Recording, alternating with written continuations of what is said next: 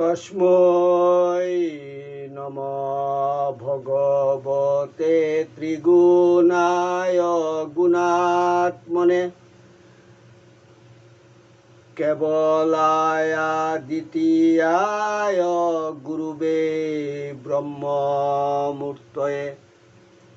তস্मै নমঃ ভগবতে পুরুষায় ভূম্নে বিশ্বায় বিশ্বগুরুবে পরদেবতায়। নারায়ণায় ঋষয়ে চ নরোত্তমায় হংসায় সংযত গিরে নিগমেশ্বরায়। জয় গুরু, জয় গুরু, জয় গুরু। পরমহংস পরিব্রাজকাচার্য শ্রীমৎ স্বামী নিগমানন্দ সরস্বতী পরমহংসদেব বিরচিত জ্ঞানীগুরু গ্রন্থ থেকে পাঠ। ঠাকুর, তোমার শ্রী গ্রন্থ পাঠ তোমার শ্রীচরণেই সমর্পণ করিলাম। নত্তা নিগমানন্দস্য গুরু শ্রীপাদ পঙ্কজম তনুমি তৎকথামৃতং তপ্ত জীবন শীতলম। জ্ঞানীগুরু বা জ্ঞান ও সাধন পদ্ধতি। এ প্রসঙ্গে যুগবাশিষ্ঠ বলেন, অনাদ্যন্তা ভবাসাত্মা পরমাত্মেহ বিদ্যতে ইত্যেব নিশ্চয়ং স্ফারং সম্যক জ্ঞানং বিদুর বুধা। জ্ঞানীগুরু গ্রন্থে জ্ঞানকাণ্ডে শ্রী শ্রী ঠাকুর মহারাজ লিখিতেছেন, জ্ঞান যুগ বা জ্ঞানের সাধনা। বৈরাগ্যাদি সাধন চতুষ্টয় প্রতিষ্ঠাপূর্বক বেদান্ত বাক্যের বিচার মুখ্য অপরোক্ষ রূপে ব্রহ্মজ্ঞানের কারণ বলিয়া নির্দিষ্ট হইয়াছে। কিন্তু যে সকল ব্যক্তি পুনঃ পুনঃ বিচার করিয়া বুদ্ধি মান্দবশত এবং বিষয় অনুরাগ রূপ প্রতিবন্ধক হেতু অপরোক্ষ রূপে ব্রহ্মবিজ্ঞান লাভ করিতে পারে না, সেই সকল ব্যক্তি ব্রহ্ম বিচারের সঙ্গে সঙ্গে গুরুর উপদেশ অনুসারে শ্রদ্ধাবান হইয়া যোগ অভ্যাস করিবে। যদিও প্রকৃত ব্রহ্মজ্ঞানকেই শাস্ত্রে যোগ বলে, তথাপি ব্রহ্মে চিত্ত স্থির রাখিবার জন্য যে সকল বিঘ্ন অতিক্রম করিতে হয়, বিচার দ্বারা যাহারা তাহাতে অসমর্থ হয়, তাহারা চিত্ত সংরোধ দ্বারা তদ্বিষয়ে কৃতকার্যতা লাভে প্রয়াস পাইয়া থাকে। এজন্য সচরাচর লোক যুগ শব্দে প্রাণ সংরোধকেই নির্দেশ করে। যুগ শব্দে আত্মজ্ঞান ও প্রাণ সংরোধ উভয়ই বুঝায় বটে, কিন্তু প্রাণ সংরোধকেই যুগ শব্দে রুচিতা প্রাপ্ত হইয়াছে। এই সংসার সমুদ্র উত্তীর্ণ হইবার নিমিত্ত যোগ ও জ্ঞান এই দুইটি উপায়ই সমান ও সমফলপ্রদ। তবে বিচার অনভিজ্ঞ কঠোরচিত্ত ব্যক্তির পক্ষে নিশ্চয় জ্ঞান অসাধ্য। তাহারা প্রাণ সংরোধ যোগ অভ্যাস করিবে। অতএব যাহারা বেদান্ত মতে ব্রহ্মবিচার বা বিচার সঙ্গে বিশিষ্ট রাজযোগ সাধনে অক্ষম, তাহারা শ্রীমৎ স্বামী নিগমানন্দ সরস্বতী পরমহংসদেব প্রণীত যোগী গুরু গ্রন্থের তৃতীয় খণ্ডে বর্ণিত প্রাণ সংরোধ যোগ অভ্যাস করিয়া আত্মজ্ঞান লাভে কৃতার্থ হইবে। বেদান্ত মতে এই যোগ পঞ্চদশ অবয়ব বিশিষ্ট। ইহাই বেদান্তোক্ত রাজযোগ।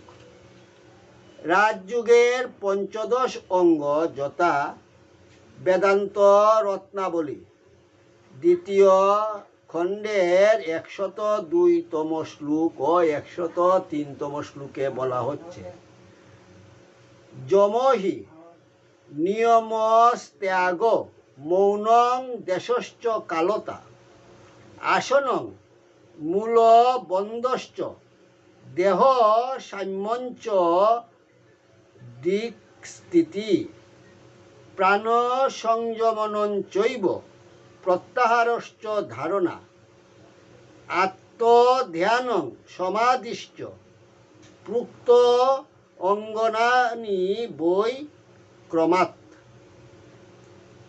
যম নিয়ম, ত্যাগ, মৌন, দেশ কাল, আসন, মূলবন্ধ, দেহসাম্য, দৃক্স্থিতি, প্রাণ সংযম, প্রত্যাহার, ধারণা, আত্মজ্ঞান ও সমাধি এই পঞ্চদশ যুগাঙ্গ অবলম্বন করিয়া যথানিয়মে কার্য অনুষ্ঠান করিলেই আত্মজ্ঞান লাভার্থী আপন শ্রেয় সাধন করিতে পারে। অতএব গুরুর উপদেশ অনুসারে এই যুগ পুনঃ পুনঃ অভ্যাস করিবে। এক্ষণে পঞ্চদশাঙ্গ যুগের লক্ষণ নিরূপণ করা যাওক। যম আকাশাদি দেহান্ত সমুদয় ব্রহ্মাণ্ডই ব্রহ্মস্বরূপ।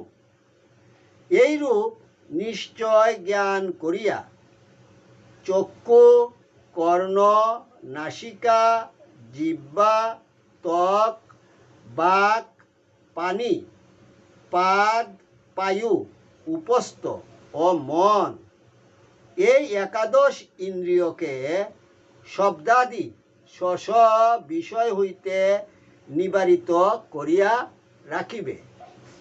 এইরূপ ইন্দ্রিয় নিবারণী যম বলিয়া কথিত হয়। ইন্দ্রিয়গ্রাহ্য শব্দাদি বিষয় সকল বিনাশী ও অতিশয় দুঃখপ্রদ।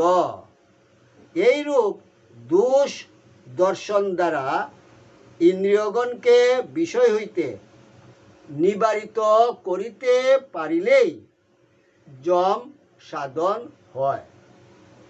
নিয়ম আমি অসঙ্গ ও নিরিন্দ্রিয় পরব্রহ্ম এইরূপ জ্ঞান প্রবাহ অর্থাৎ সর্বদা উক্ত প্রকার বিশ্বাস রাখিয়া পূর্ব সংস্কার ত্যাগ পূর্বক ব্রহ্ম অতিরিক্ত জগতে যে মিথ্যা জ্ঞান হয় তাহার নাম নিয়ম। এই নিয়ম সাধন দ্বারা পরম আনন্দ প্রাপ্তি হয়। ত্যাগ চিন্ময় ব্রহ্ম তত্ত্ব অনুসন্ধান দ্বারা ঘট পটাদি পদার্থ সকলের নাম রূপের কল্পনা পরিত্যাগপূর্বক যে উপেক্ষা তাহাকে ত্যাগ বলে।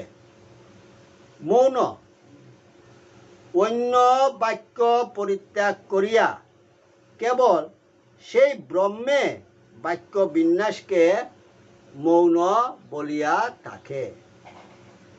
আমি সেই ব্রহ্মস্বরূপ সর্বদা এইরূপ মনন করাকেও মৌন বলা হয়। যাহারা বাক্য সংযমকে মৌন বলেন তাহারা বালকের বা বুবার বাক্যহীনতাকে কি বলিবেন? প্রকৃতপক্ষে বাজে কথা সারিয়া ব্রহ্ম তত্ত্ব অনুসন্ধানী মৌন। ত্যাগের ব্যাখ্যাটা এইরকম।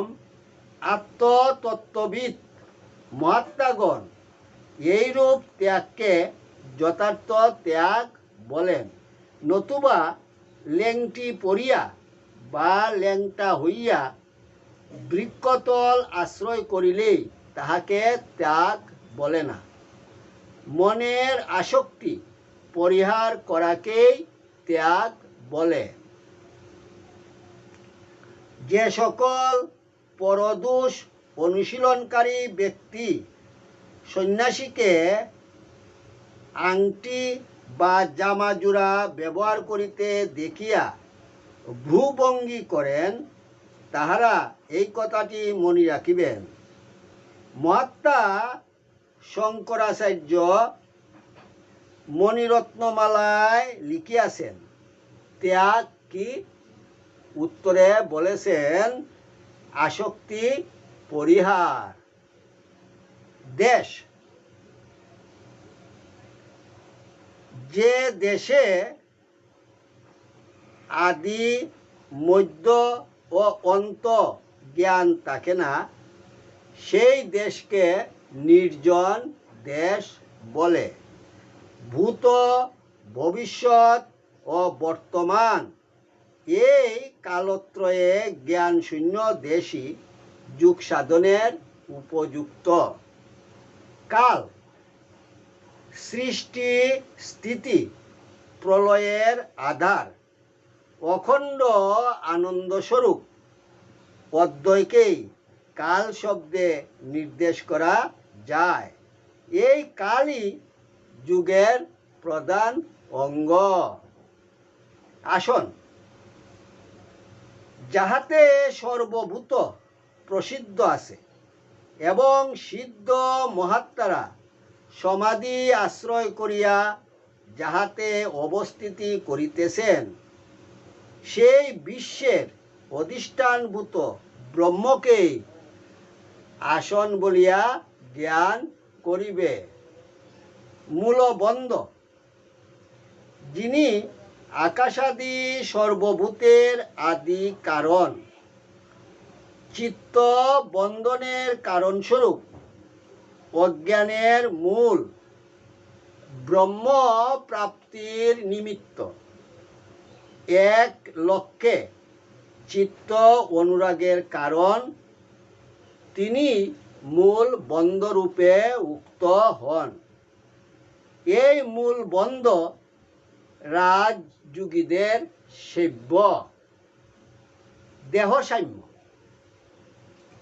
কেবল শুষ্ক বৃক্ষের ন্যায় দেহকে সরলভাবে রাখিলে দেহের সাম্যাবস্থা হয় না। সর্বভূতে সমান দৃষ্টি দ্বারা যে দেহের লয় তাহাই দেহের সাম্য অবস্থা। দৃক স্থিতি দৃষ্টিকে জ্ঞানময় করিয়া সেই জ্ঞানময়ী দৃষ্টি দ্বারা এই জগৎকে ব্রহ্মময় অবলোকন করিবে। এই দৃষ্টিকে পরম উদার দৃষ্টি বলে। দৃষ্টির এইরূপ অবস্থাকে দৃক স্থিতি বলে।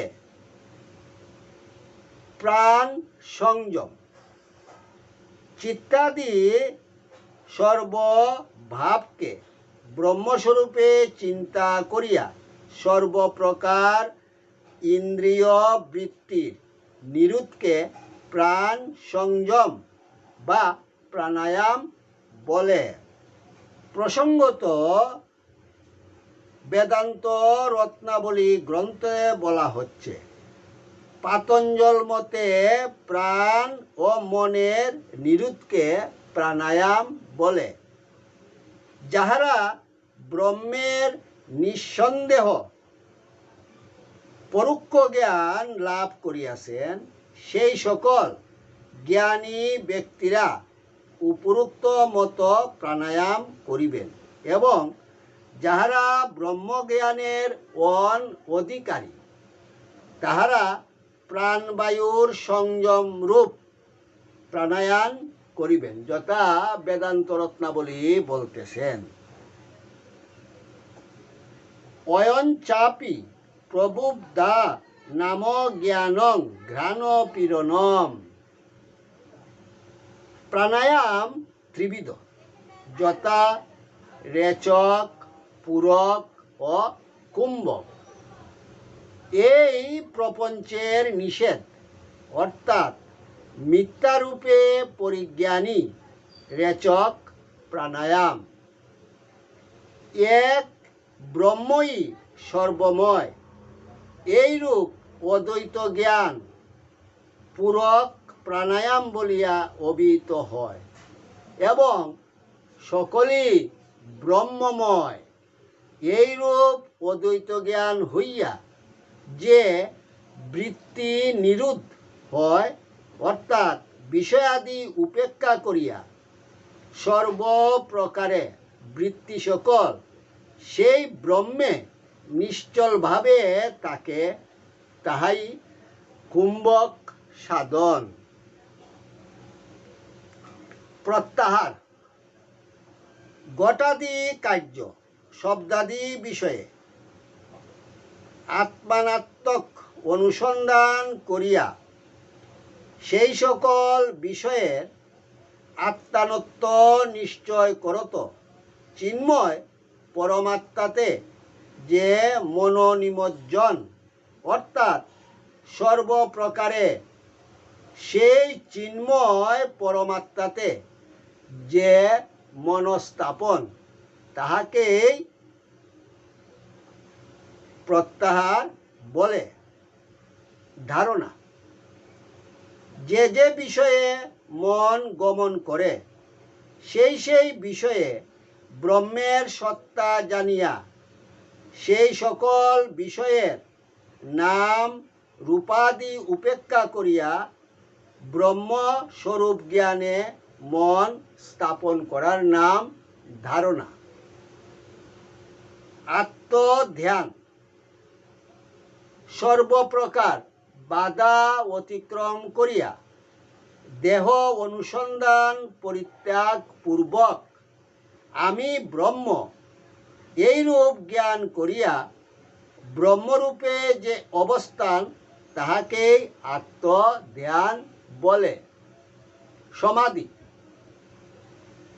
অন্তঃকরণ হইতে সর্বপ্রকার বিষয় অনুসন্ধান নিবারণ পূর্বক নির্বিকার চিত্তে সর্বতোভাবে আপনাকে ব্রহ্মরূপে স্মরণ করিবে, এবং সর্বপ্রপঞ্চ ভাব পরিত্যাগ করিবে।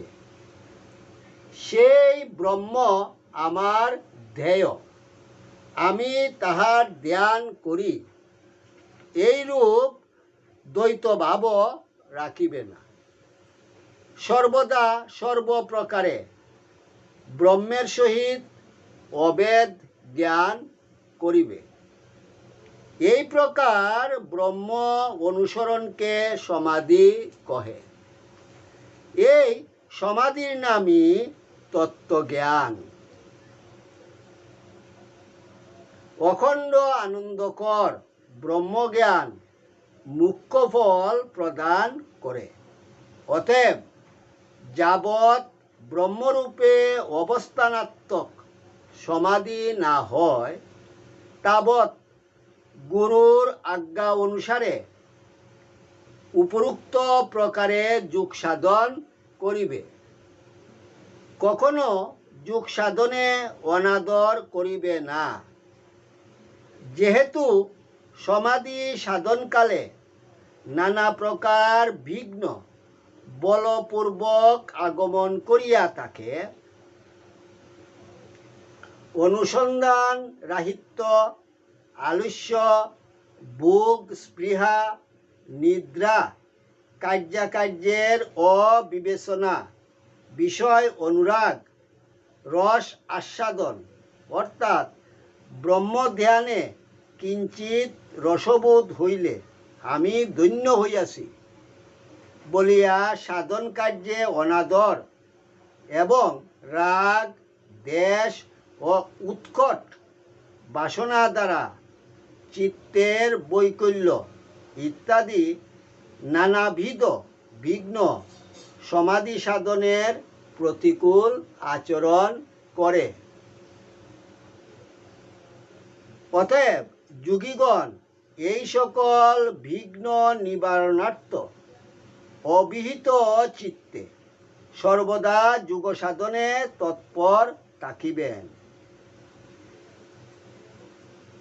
পরম জ্ঞানী শঙ্করাচার্য বেদান্ত রত্নাবলী গ্রন্থের 2য় অধ্যায়ের 129তম শ্লোকে বলিয়াছেন,